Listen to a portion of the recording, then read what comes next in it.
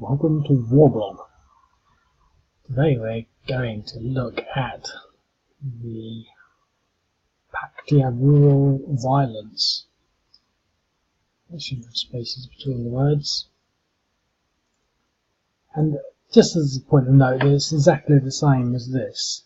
Basically, these two events happened at the same time. I mean, they weren't really sort of events, they were evolution of the rising violence. So, for example, if we have a look at this one, take those lines out from there, and then we have a look at maybe this Soviet-Afghan war. Now, this is all the preamble to the Soviet-Afghan war, so that's worth bearing in mind as well. So it's the extension of the Saw Revolution. So the Saw Revolution followed by, which is in April, followed by the defence of Jalalabad, which is sort of, to be quite honest, it should be these dates should be different, sort of by about one day. This happened after that. So if this was the 27th, this was the 28th, but I imagine that this was the 27th to the 28th, and then this would have been the 29th to the 30th or whatever for those 30 days. But anyway, so after that, the new government sort of establishes itself, but there starts to be sort of more and more sort of resistance and disquiet about this new government, which sort of came out of the blue. And so we had this early rural resistance, and now we've got, so that sort of happened in June, and then sort of October to November things are sort of getting worse, and we've got at the same time sort of in Paktia and in Kunar, these two provinces, we have essentially more rural violence, so to speak, but they're sort of slightly different and escalating in nature. I've written a fair amount about it relative to how much I normally write up about these things. Some of the things that are worth noting are that the government sort of started to sort of carry out fairly intense reforms. They issued, I think, about 14 decrees. And part and parcel of that was to declare equality for women, which sounds a bit odd, really. And they banned the paying of bride prices. That was essentially buying wives. And they also set the minimum age for marriage at 14. I just find it quite peculiar, really, that this was sort of, cause for revolution. There were other things. I've sort of added this in here, but they made some land reforms, and essentially the land reforms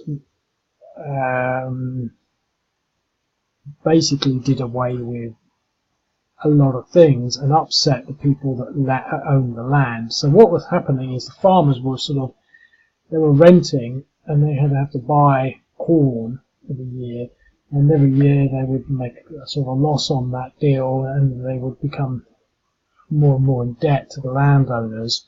And so what the government did, and it's down here in one of the questions, they cancelled all rural debts prior to 1973. Now that's not even the current year, because the current year is 78. So it just goes to show sort of how far back these debts had gone, and presumably they're paying interest on them. And so there's not really much in here that sort of makes you think, well, gosh, no wonder they rose up. It's not as though they were taking power away from people in the sense that raising taxes or those sorts of things that you might sort of associate with a corrupt, tyrannical regime or totalitarian state. The sort of the things that they were doing shouldn't really have upset anyone. But the thing is that their religion was so sort of important to them to that extent that that's what happened.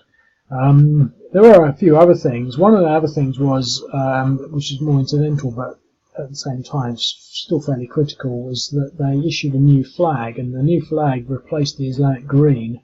Well, basically a red flag, just like the Soviet Union flag or the Chinese flag today, was just red, and in the top left-hand corner it had a little gold sort of Afghanistan logo, some sort of script, etc. And so, following this, a lot of people started to sort of rise up, and they started to kill Afghan soldiers and Soviet advisors. It does note, I mean, this all comes from the Mark Urban book.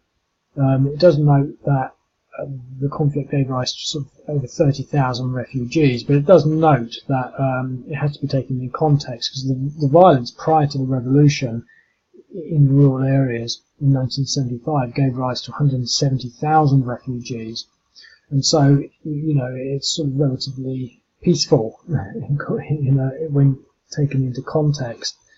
I've got some more questions here. I've already asked a few and given you some clues, but what did Decree number 7 bring about? I've tried to make them sort of fairly difficult unless you've done the work, but I think it was equality for women. But all of these are sort of, well, obviously didn't abolish religion, but if you don't know what you're talking about, then you might be wondering, or annexation of the Soviet Union. There are all sorts of things that I do aim these questions at idiot level, but not so much idiot level as in, what colour was their flag, red, blue, green, so that level. I mean, they're all poignant possibilities, annexation to the Soviet Union. I mean, that could have been something, you might be wondering, but obviously anyone who knows about the period will know that that wasn't what was happening at all. And there are things like that to sort of, it's part of the learning exercise to not just know what the correct answer is, but to know that that's not right. And so I work on that level as well. So what did calc mean? Well, essentially the calc was, I've gone a bit vague on what it means, but basically the calc were, the calci, were essentially the masses or the people, but it was a term, sort of like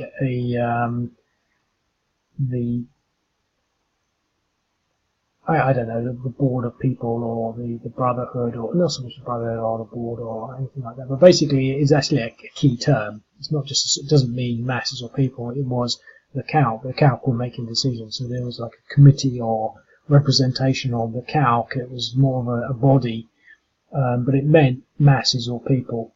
So again, you might be thinking, well, did it mean this or that? They're all plausible if you don't know what you're looking at. Who was the president of Afghanistan in October 78? This is a good one, because the thing is, I would never have a clue, and I don't have a clue, to be quite honest. I'm pretty sure it's Mohammed Daoud Khan, but I might be wrong actually. But these are sorts of things, if you take a step away and you don't know anything about this period, you're never going to figure that one out. This one was a bit of a sort of one of the easier ones on the sort of, I mean, it's just because it has in, if you read this, as a rural resistance to the government increased, the government arranged for a religious council in Kabul to declare a holy war. And in Mark Urban's book, it has, it says the holy war is a jihad. And obviously, we know more about that now because it's always in the press. But back then, it was more of a sort of, this was not necessarily something that was always done. But so essentially, these are things that started. These are things that essentially that are all part and parcel of starting off this very long conflict in Afghanistan. It's still going on today.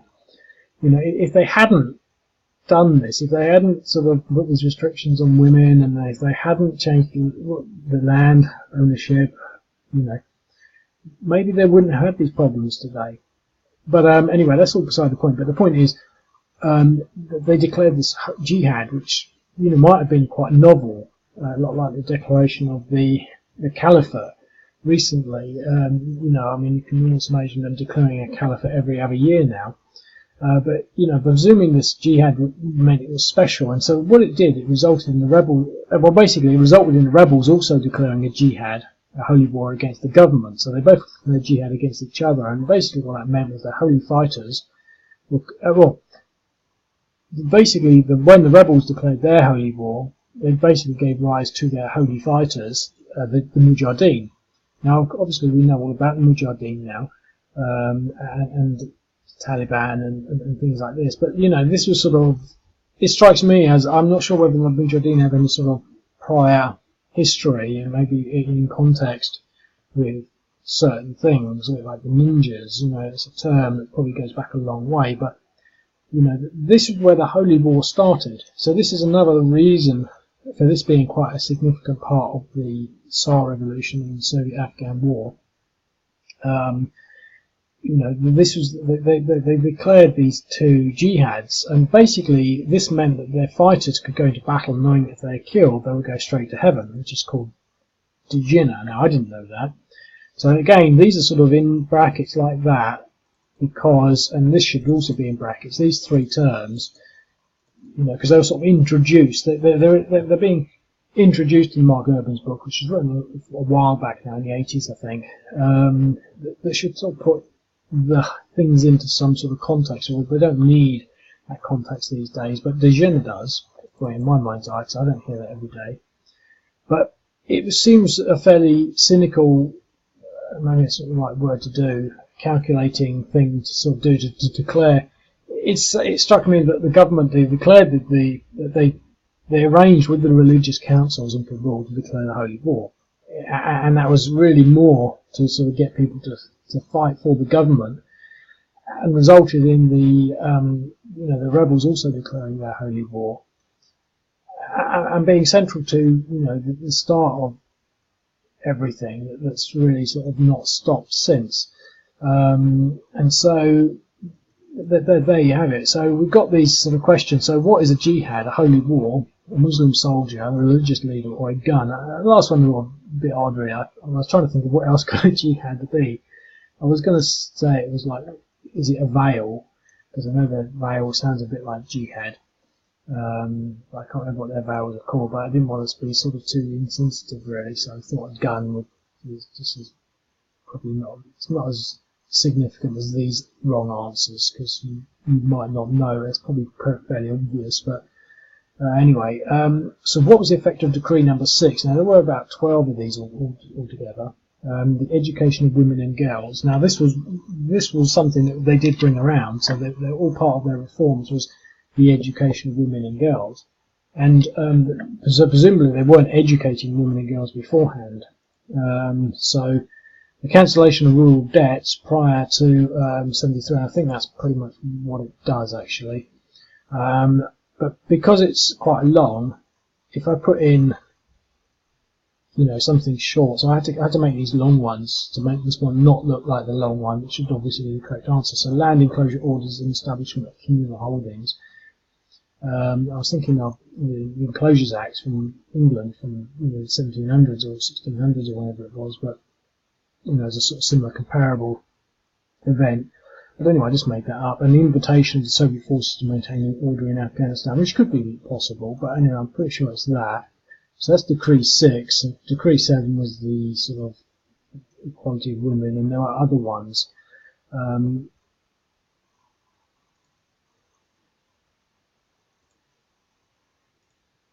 3. Oh, right.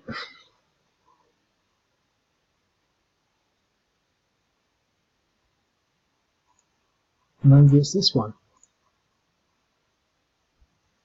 I might have to look that one up, because I'm sure it should actually be this one. I'm going to pause this. Yeah, it's definitely, that is the correct answer, so I'm just going to update that one now. Okay, so there's now the correct answer. To be quite honest, I don't know what the correct answer is here, but I'm pretty sure it's going to be easier to sort of determine than this one. Right?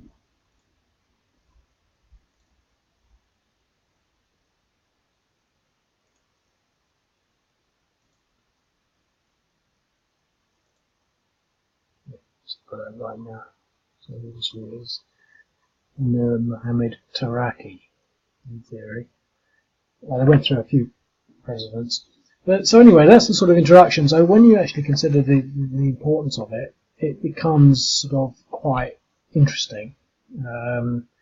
Battle-wise, it's sort of, I think, it is interesting, but you've got to sort of look at it in context, so to speak. And so what they're doing, they're just striking at certain places. So presumably what you can do, you can take out some of these police units, but you're not really going to be able to hold it, because what will happen, essentially, I mean, there's these 3 units doing things. You'll suddenly, later on turn 4, 5 and 6 and 7, start to get these fairly larger units appearing on the board. Obviously there's also these refugees. The refugees, you can't really see it very well, but there's a refugee waypoint there, and you can just about see the little camp logo, because I tried to put a Pakistan thing there and all this stuff is cramped up there, but you've got to get them off the board, and so there is fine. So I'm going to just play a couple of turns maybe to see how it goes. Now one of the problems you've got, so to speak, is I haven't even played this yet, I'm anticipating this. Is when okay, so we've got that, but we've got no more movement. Now when we move into there, in theory,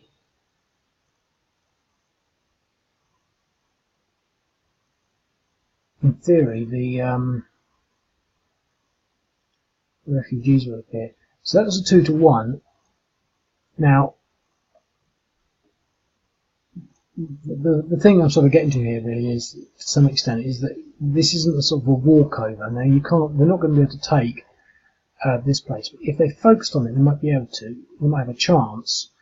But you know, they can go pretty much at these 2-to-1 odds. And 2-to-1 odds are not that great, and in combat they're not that great either. You've got a chance of doing it, as we've just done there. We just knocked the police out of there. So they've got 2 depressions now. Probably won't be able to take this, but the whole point is that they're not actually really winning. They're just, you know, I think they killed about 100 soldiers and police. You know, so it's all very low level sort of irregular activity, and that's what we're modelling here. So in theory, we're going to try and avoid these guys. And now we could have moved these anywhere. So in this case, we're moving them there, but I could have brought them down here and tried to get 2-to-1 against that, but I'm going to split this up. Now, in theory, we shouldn't win, so I was thinking, you know, so I think that would be more par to the course, really, as to in regards to what happens and what could happen. You know, it's going to be very much sort of, you know, causing a problem, representing these sort of irregular units rising up and attacking government positions, but not necessarily overwhelming and winning. You know, it's quite the same as the revolution.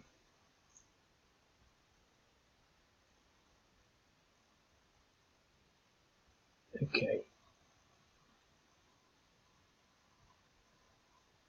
I don't know whether to move these people back in there.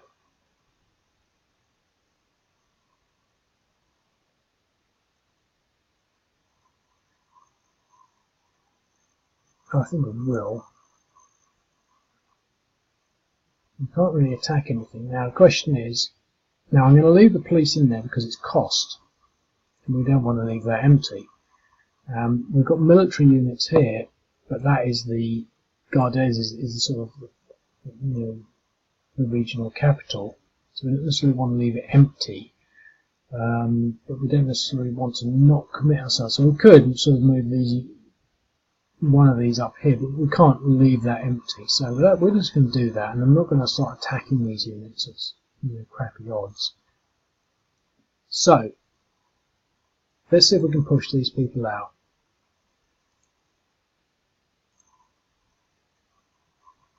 Okay, well, we'll win again. And there, and there appear the refugees. So I'm glad that actually works, because I thought perhaps when we got that DR they might have gone. But I think the interesting thing there, and it's got to be, it's almost ironic, they've all naturally appeared across the Pakistan border, very near to the camp, so they're already on their way.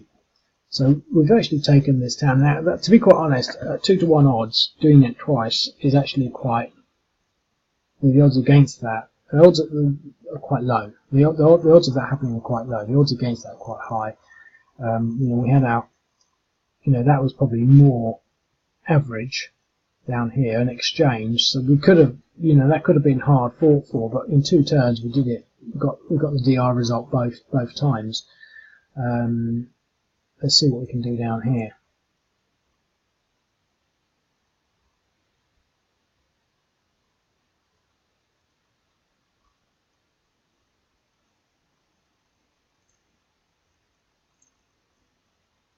Another exchange. So you could almost envisage the conflict or the unrest around Zermatt, but the police seem to be sort of maintaining order as these irregulars cause havoc on the surrounding hillsides. But obviously the story is not the same for whatever that place is, Ayazazi, which has now been overrun by National Salvation Front irregulars. And still, the Afghan forces, the People's Democratic, whatever it is, another exchange there. The People's Democratic Party of Afghanistan have yet to really respond to any of this.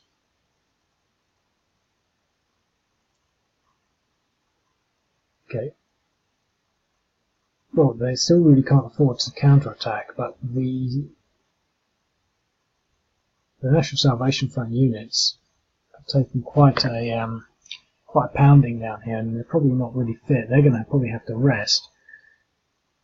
They're in good order. They will be in good order next turn after they recover. So we're really holding on Gardez for sure. We lost one sort of outlying village near the Pakistan border. So it's not looking too bad.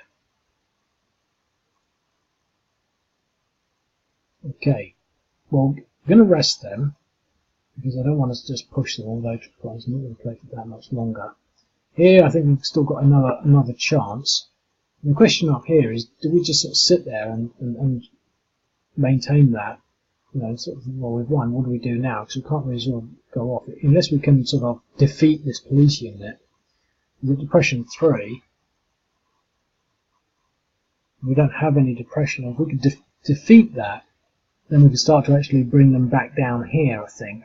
Maybe start taking that unit. But we don't want to leave him there, so let's see if we can get another good roll against them.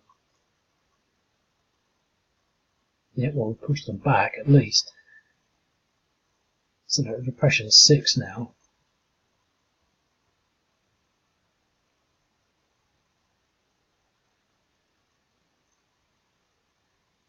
And I'm going to leave him to recover, and him.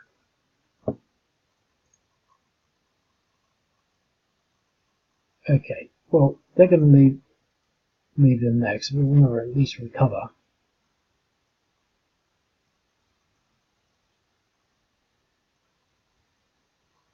And what we'll all do, I'm starting to dig in now. Obviously the police can't dig in.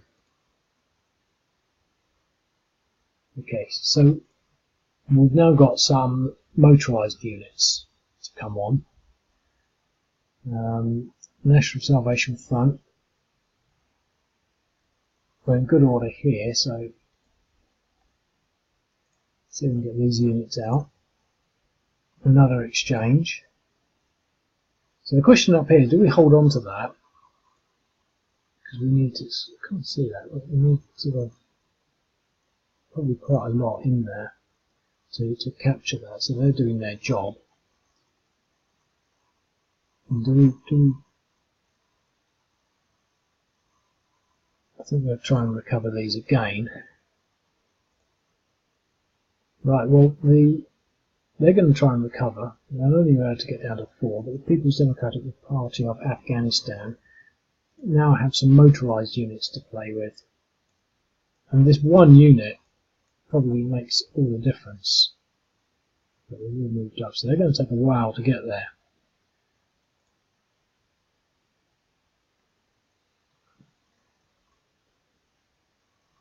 Well, that's now on -2, so it's probably got another 7 turns or 8 turns before that's converted. Here we're at 1, but here they're 0, so we might as well go for this again.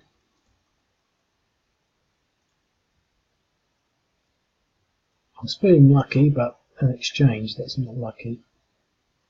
And I'm going to feel lucky here, I think. Another exchange, so no, I'm not feeling lucky.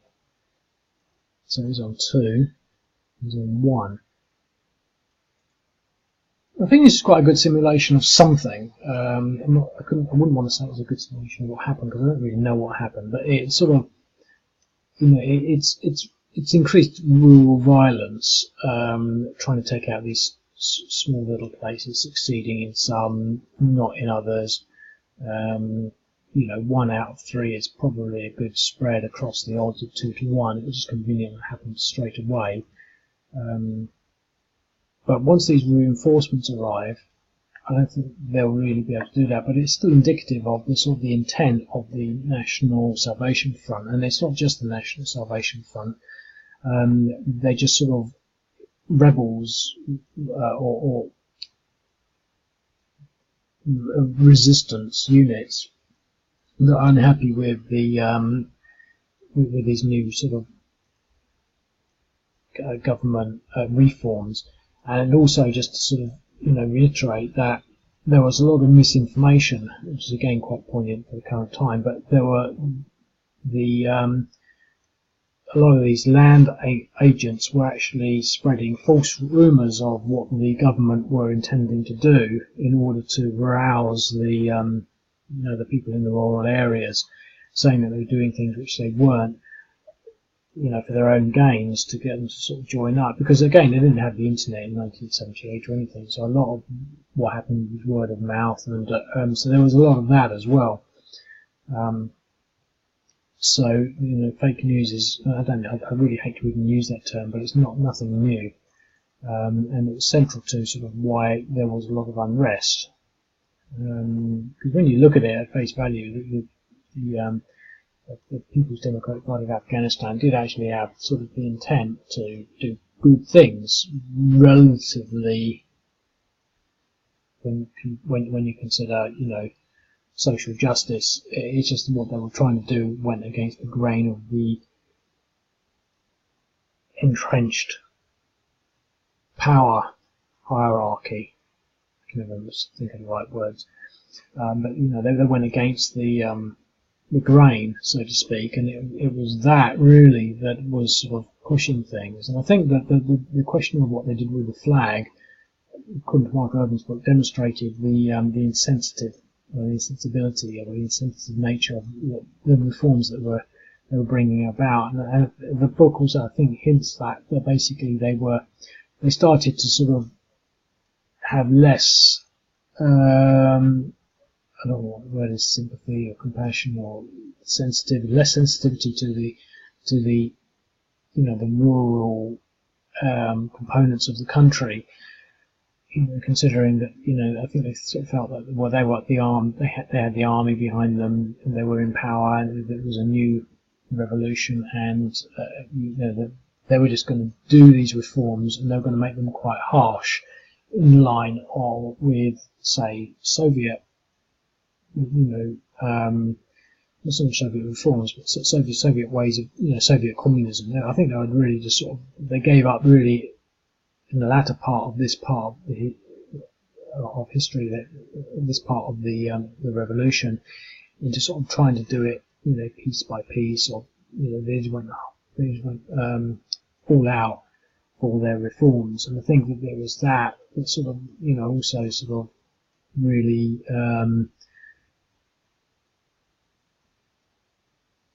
intensified the tensions on all sides, and so you get to sort of this build up between the Soviet Revolution and what will eventually culminate, I think, in the Soviet invitation to the Soviets to come in and sort of help support the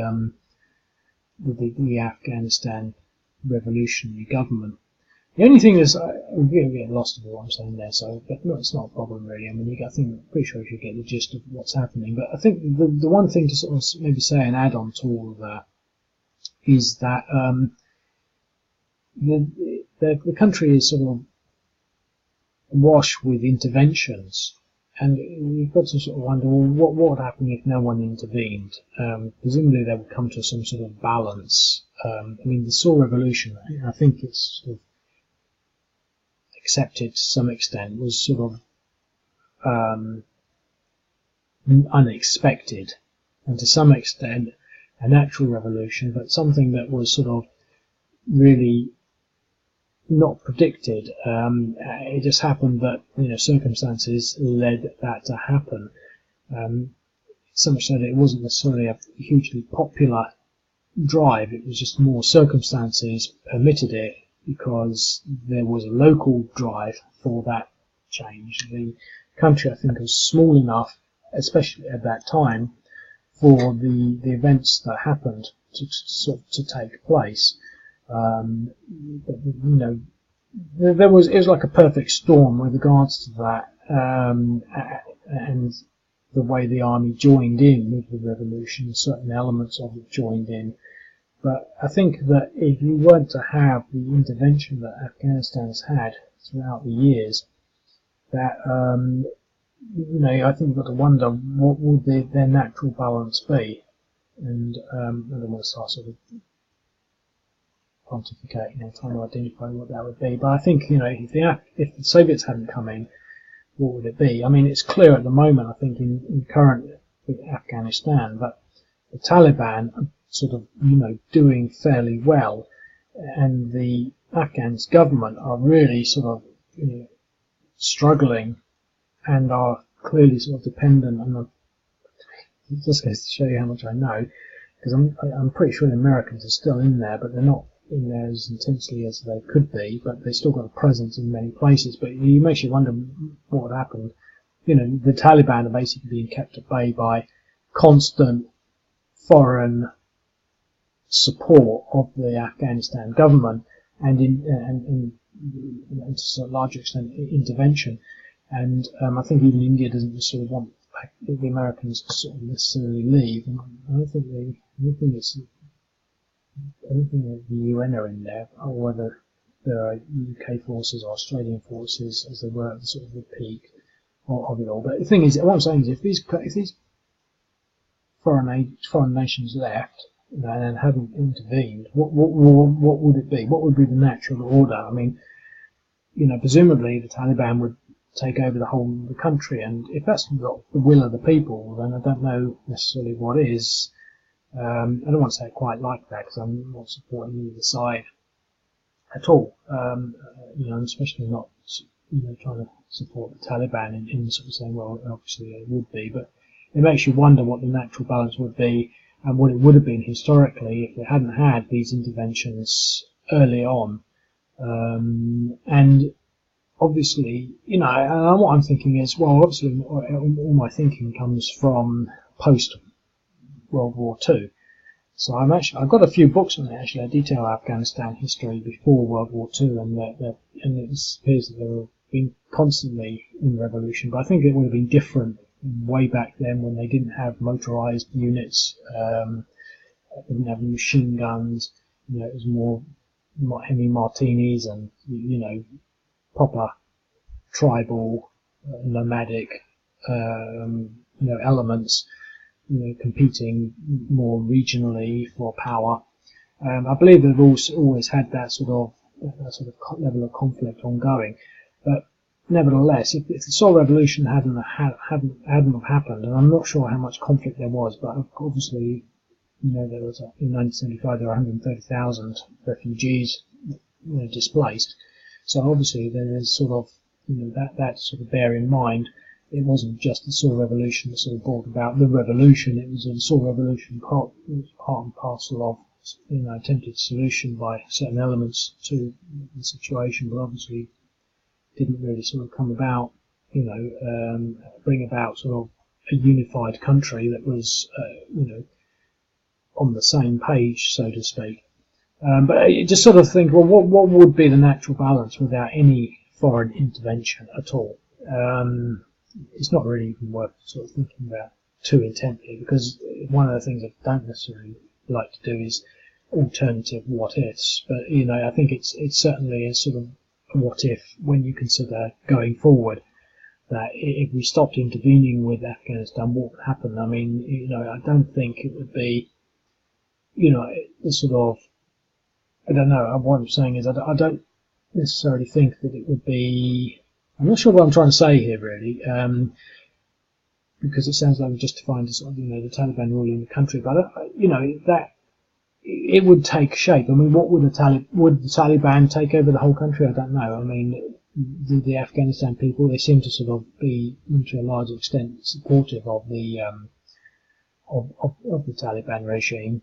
But necessarily, do the people in the cities and whatnot actually support that? I don't know. But anyway, I don't like warbling too much on the sort of subject matter. But the thing is, I think it gives you food for thought looking into 1978 and considering that with the post history and the current state of play. It should give you some sort of balance and context for where we are at the moment, and even some sort of context for how it could be going forward. I once spoke to someone a while back, and he was quite boring, probably as boring as me, but he kept talking about Afghanistan. He was saying, he was talking about sort of pre-World War II history, and he kept saying the same thing again and again. He says, he did it.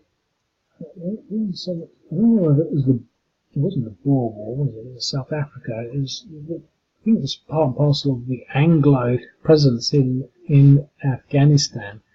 The Crimea, that was in Crimea, wasn't it? So that's not what I was talking about. But anyway, basically you're saying you can never tame Afghanistan. It's the one country you cannot tame, he kept saying. And, and I think maybe there was some sort of, some sort of truth in what he was saying, but it's interesting to sort of consider those things. Anyway, I'm going to leave it at that.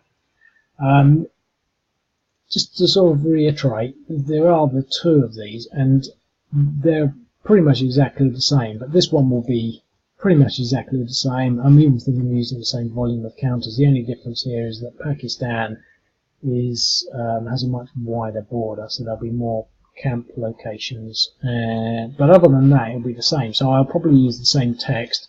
There's no difference. The only reason I did this is because to put them both on the same map, there would have been just 3 hexes here, I think Kabul here, and then the other territory down here. It just wouldn't have been big enough, so I did them in 2. But to be quite honest, if you actually even think about that, this early rural resistance, I did review it again.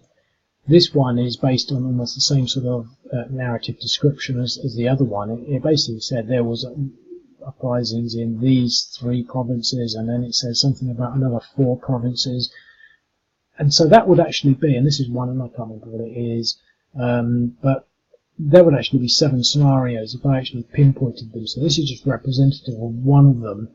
And it could be that this is one of the regions, and then this is the other one, and so this represents 2 areas. But I think they're basically the same thing, the same sort of uprising, or the same early rural resistance was happening, over more to the west over here, more to the northwest, and also down in the southwest, all the way down in the southwest of Afghanistan.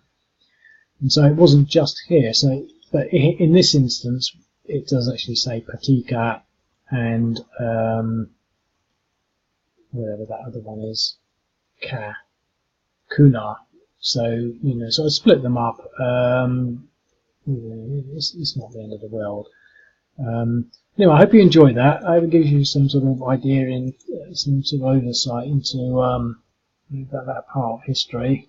At some point, we'll get to the nitty-gritty of the Soviet-Afghan war, and I'll speak to you later. Cheerio.